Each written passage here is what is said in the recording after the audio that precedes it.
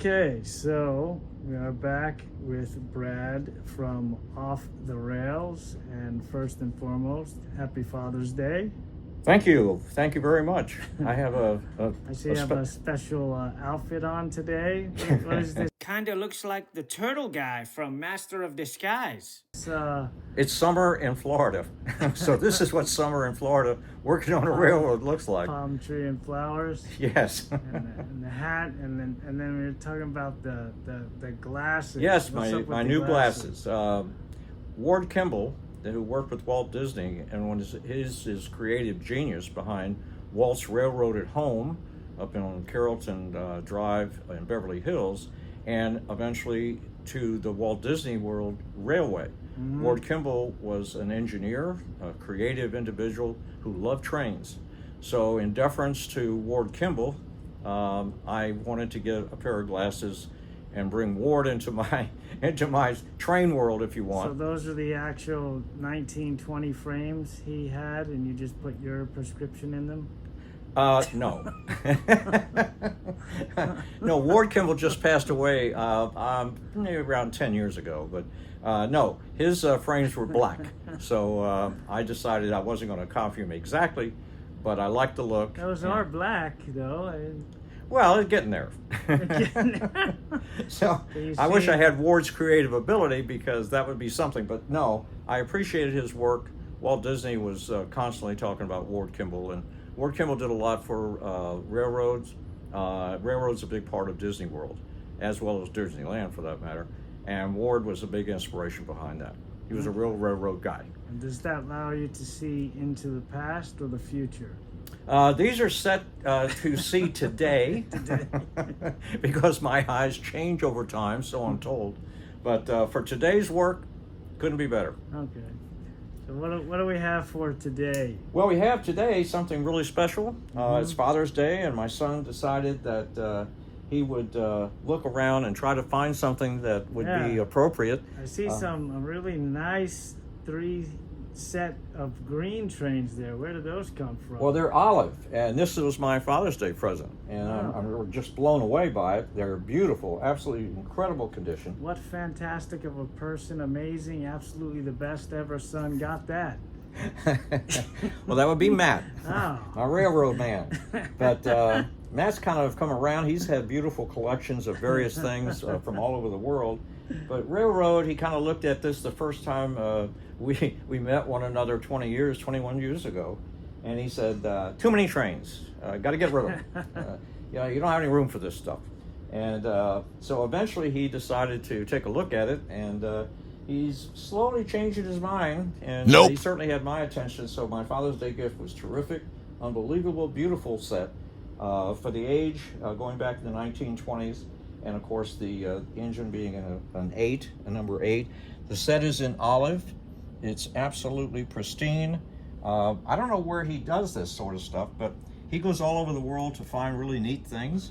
And so as a result, this is the olive set with the maroon window. Which is basically the set, basically the set we went over last video. This is just a different colorway of that set. Correct. An actual matching set.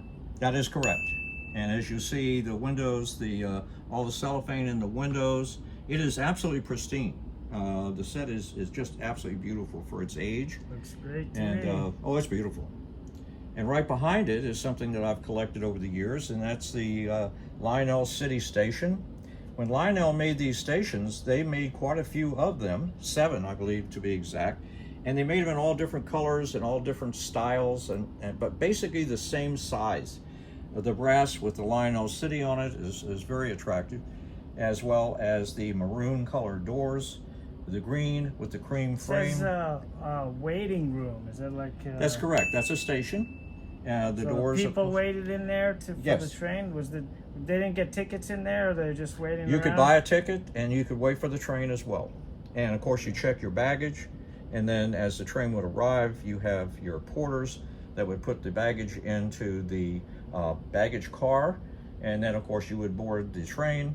They would assist you in boarding. You had tickets with your seat numbers on them, and they would show you the ways to the seat numbers.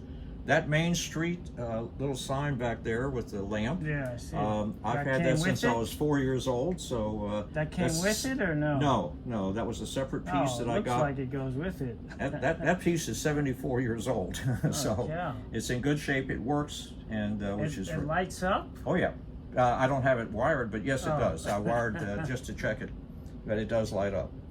So. Interesting as we pan through the station, which is in very good condition. These are tough to find with everything intact. How old is this building? This is 1923, if I'm correct, 23 to 26. And that's tin and brass? Or? That is correct. This is all brass, everything including the chimneys and so forth. Like they etched the concrete block. Correct. Yeah, all the way around it. And you can tell which one you have of the 7 by the distinctive features, the colors, and so forth. And of course, these lights on the end, of course, they run as well. They work, they light up. I just don't have anything wired at the moment for the standard scale. But I'm very attracted to this. It was a beautiful piece. You see them from time to time. What you have to look for is the condition, how much wear they've had, and they were popular. They were very popular on an standard scale layouts. A lot of the standard scale layouts, if you're looking on YouTube and you find some, I saw one yesterday that was incredible.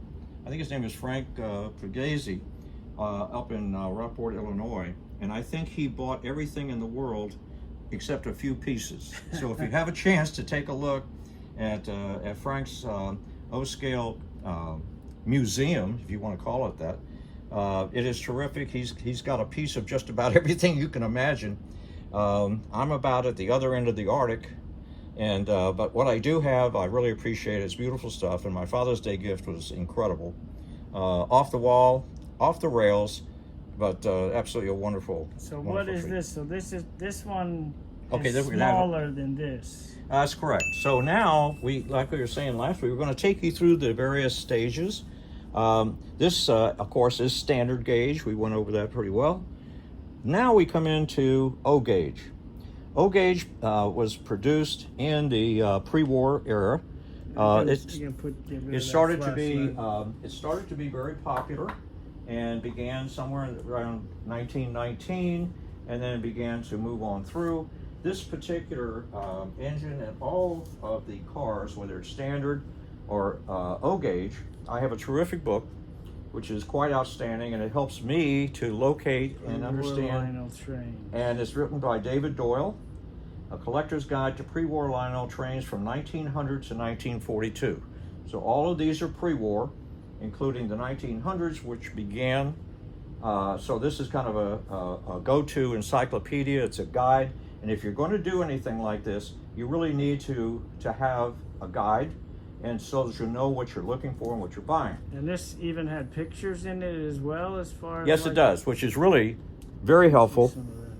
Oh yeah, that's the one right there. Only an O gauge. That's in the smaller gauge. Right. If you want to look for what my son got me, here's number 8 now in standard gauge. Last week we had some of these cars that are out there. This is the standard gauge again. We had this car to look at. All right, so here we are now into O gauge. All right, and whoops, lost my spot here, but we're going to take a look at some of the O gauge. We're going to start from the get-go.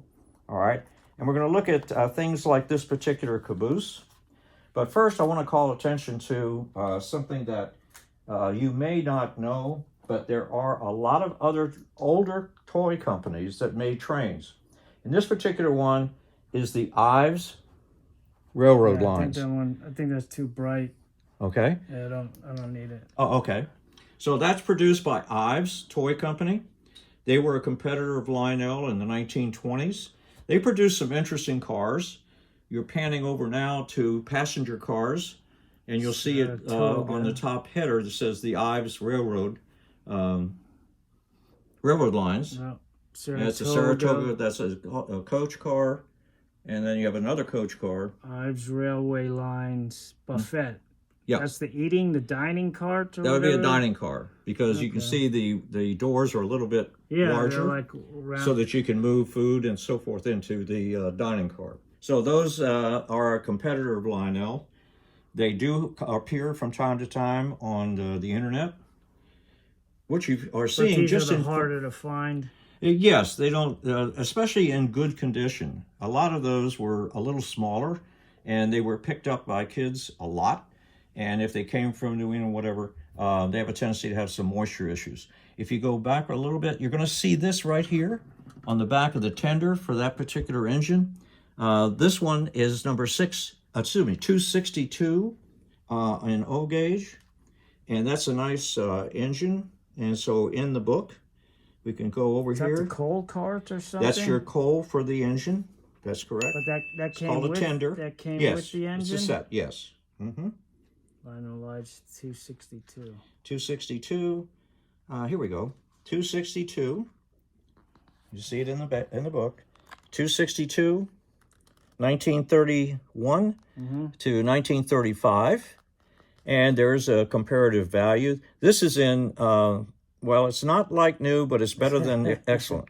So you can see, and the rarity on from 1 to 8 is a 3, but you don't see this particular one that clean on a routine basis. And black, I would think, is probably the most sought after color. Well, it's one of them. it comes in.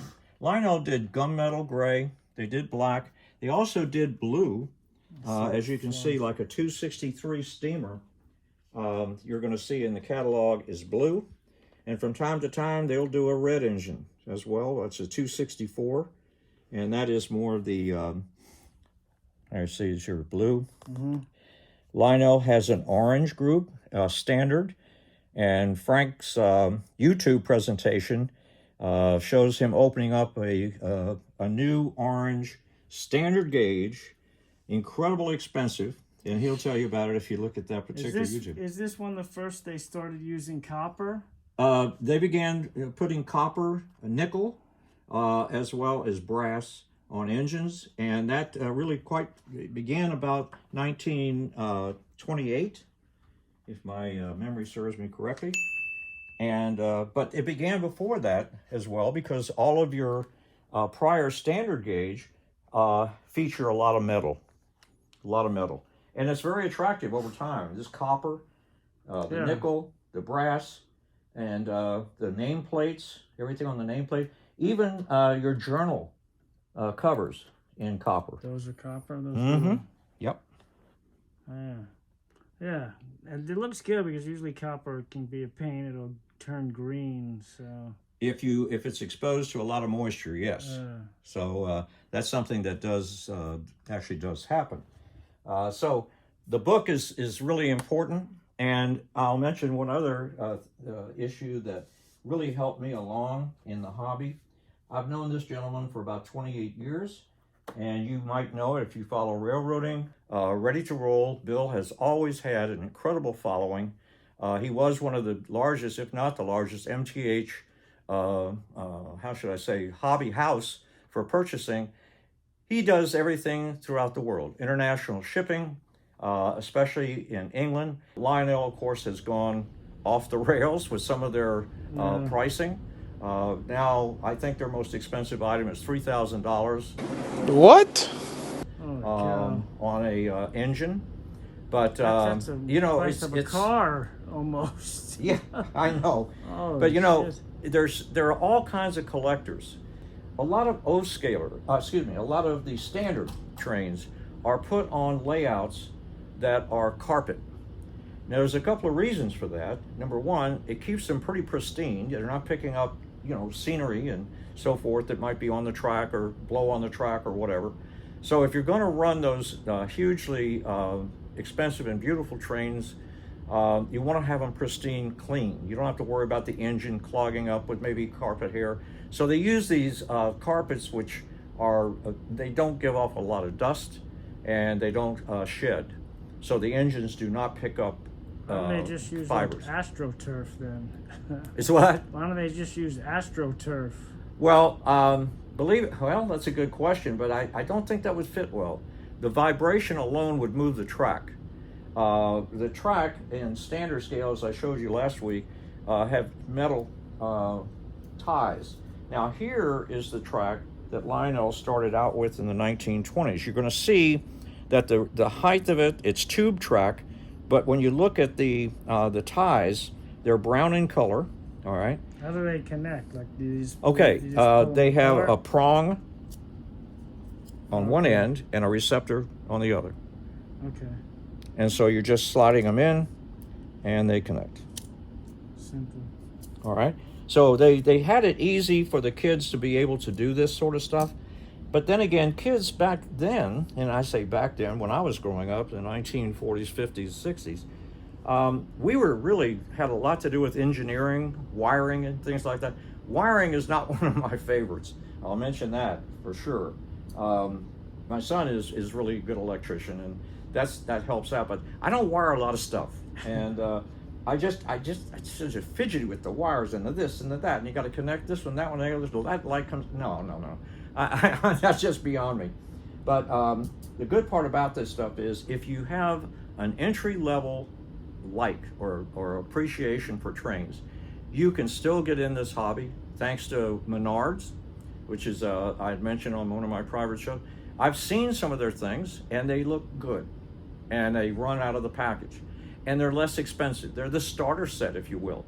And he's produced different buildings and so forth. So if you don't want to get into a lot of the hassles of, wow, it looks like a museum, you can avoid that and have things that are already wired, that already have a good look to them. And I've seen them, how they light up at night. So that's a lot of the fun of it. And if you want to keep it on that basis or that scale, you can come into this hobby at that point. So what's happening with these ones back here? Okay, let's talk a little bit about this. Now we're into the 1920s, and one of the favorite, because it was named after Babe Ruth, is Baby Ruth candy bars, and they're still around, all right? But Lionel went to lithography. So on tin, this is all transferred through the process of lithography, all right? So all of this stuff is not hand-painted, all right? Oh, there's it's a all number tin. on the bottom. Yes. You're talking They're about that? selling it for $10? Yeah. That's not bad. Now, things go through stages where this is not that popular right now. So you come across a train like that, I'll take it for $10 and see what happens. It's got a different type of, instead of the couplers that we had on the 1919s and early 1920s, now you've got a little bit more of an advanced hook and pull coupler on this. But the key to this whole thing is Lionel produced different ones in different colors, but they all were kind of Baby Ruth. That's the whole idea of it. Yeah, that one's cool. It's got that candy bar on there. Right. And so, Turn it this way. this way? No, This no. way. No. Like this. Oh, Yeah, okay. Just so I can see. That's cool. Yeah. There we go. Yeah, so Baby Ruth. Lionel RR line. Railroad lines. Got a number, 1679. Even has the capacity and the load on there. Oh, yeah. As does the one below it, so you can see too. Curtis's Baby Ruth candy. Lionel capacity limit. That's a lot of Baby Ruth. Yeah, a lot of candy. Was that just the logo? Is that actually what they carried in there? Well, they want you to realize that it probably did ship it. They probably did ship it. I mean, I can't tell you for sure. I wasn't around back then, but I do know that the candy bar is still around, Yeah. which is kind of cool. Okay, so when they changed the couplers on those, the later style, okay, still had the old, I guess you'd call it a clasp coupler. That's a horn type coupler. Another Sunco. Yep, Sunoco oil, motor oil, number 1680, and then it gets you capacity down here on what it actually carries. It's got some rivets, but this is all lithograph, so you can't feel the rivets. They're actually on the car or on the metal itself. I don't have a price on this one, but nonetheless, it's a good one. And so that's what they do. That's what they got. That's from how old is that? It should be early 1920s. Oh man. Because you see, you still got that type of coupler on it. Yeah. Okay. It's like a bone. So you got that coupler versus this coupler. Well, this has the same coupler. So they changed. They went this to finally they came up with this. all right, which is a different coupler, as you can see. And that's what's on the actual trains. That's not a couple, or is that No. something they made for the toy? This is something they made for the toy. Okay. Yeah. So this, The trains have both knuckle of these couplers. couplers. Second? Oh, no, the trains have the knuckle, which is like the pin, right? It's like a pin. Well, that has a pin. The early ones had pins, and now they're just completely, they come together, and there is a pin that comes up from the bottom. Okay. So you can see, as we progressed, the couplers changed, all right? This was probably a little bit better because kids could fidget with this, but you have to lift it up, then you can put the horn in, this, that, and the other. This is a little bit different because when you put them together, they lock.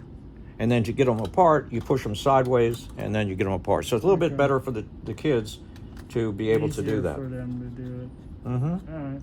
All right, and let me finish on today's stuff that, here. What's that one back there? Well, that's what I want to bring out. It's interesting because this is still O gauge. Oh, that's still, Now, the reason they went to this, from what I understand, that is pretty big. yes, but kids like cabooses.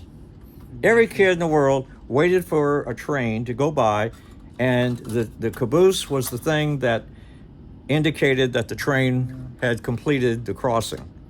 All right, and this still has the latch couplers, but they went to a very large caboose. That's what seems to get kids, They like the engine attention. and they like the caboose. Correct. So this is in really good shape. It appears that maybe over time they may have eaten too much for Christmas. Maybe it's thrown up on the top. But it's hard to find these because they're tin, they're printed with lithograph, but it's hard to find them so that everything's intact. All of the bearing on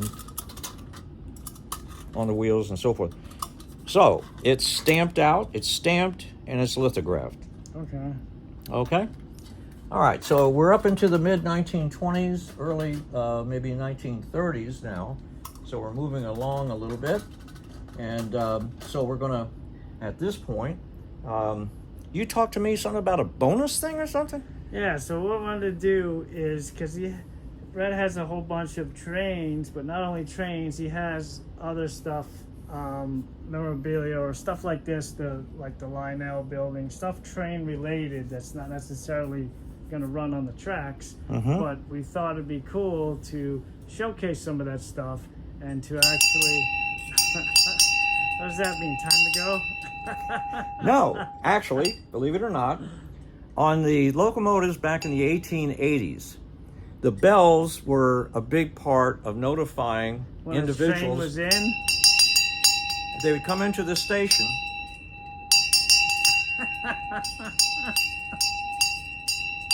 Now this one, that is a damn loud bell. well, they wanted to for, make like, sure nobody was going to holy stay on the hell, track, man. right?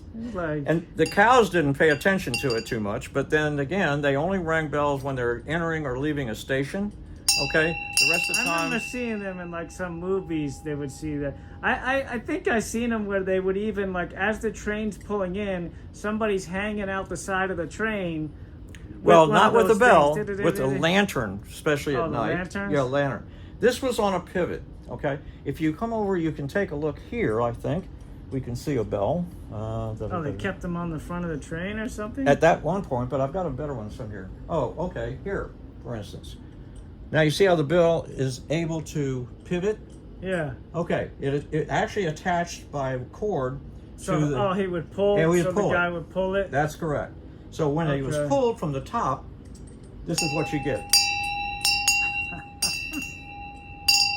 Now, interesting enough about this, if you take a look at it, this was awarded to a actual engineer who ran the engine, and it says up here, Captain L.W. Rogers, 1880.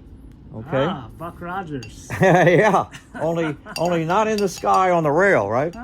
St. Louis and San Francisco. He's not looking Railroad. for his bell, is he? 'Cause he No, that's true. So this belonged to St. Louis and San Francisco. Probably the Frisco would have been an engine that would have this because it traveled through And that time. was the driver?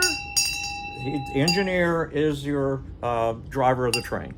Oh, Then you have a fireman. Then you have a brakeman. that's in pretty good condition. How old is that? Well, let's see. We're looking at 144 years. Man, and there's like even a train. Is that a train? Yeah, they actually Enclosed in embroidered, if you or chiseled. I'm not sure how you did it in the brass. What the heck? Yeah. How So that was a picture of the locomotive, and you can see the spokes in the wheel, Yeah. which indicates, and also the front light and the smokestack itself. So this is reminiscent of the train that he actually was the engineer on. It says 1886. 1880. 1880. Mm-hmm. Wow. So when he retired, that's what you get. Oh, they give you that when you retire? Well, they did back then. So there you have it. A little bonus feature. All right, cool. So yeah, we're probably gonna do that for the videos. We'll do some of the trains and then introduce like some kind of bonus thing that's train related that maybe will be something you would not necessarily see. Well, we're also going to go into some how to build. Yeah. This is I know Art Fahey, and I've been doing business at bar mills up in Maine for a long time. And when I look to build master buildings, he's the man I turn to. I have several on my layout. In fact, I've got 11, and I'm building the 12th one. So I do a lot of building, and the company provides a lot of the older kits. The one that I have right now is one that George Celios, who probably built the most elaborate HO layout, which is yet another gauge that we'll look at, most elaborate. And this particular model I have over here on the layout. You can see that the lumber company, it is Torrey Hill, and you'll see that sitting over on the layout. Back somewhere in there. Right. It's in there. But we'll get a better close-up of that. And the one that I'm working on and building right now. That's the thing. We're going to do a video of him doing one of these, or in the process of doing it, and showing different things to watch out for. Right. How to give it a look. Now, there's a lot of people that do this online, and they're terrific. But, you know, the average guy who has a little bit of time and wants to do something special, I'll give you some shortcuts that you can produce something that looks as good as an artist would do. And it's just things that I had to learn because I'm not in that category. But I can get close. And it's well represented. So I'll show you my shortcuts, and it's not to make time go by quicker. It's just that you're going to get the results that you're looking for. Right. And you'll be proud of the building you built. It doesn't matter at what income level you are. You can have fun with this hobby. If you're into it, you can have a lot of fun with it. I think it serves a great purpose, and I'm thrilled with it. I have a lot of fun with it. And these broadcasts have been a lot of fun for me, talking about some of these things, and hopefully it is for you too. Well, I look forward to seeing you. Off the Rails comes back to you on our next episode. Okay. Happy Father's Day. Okay.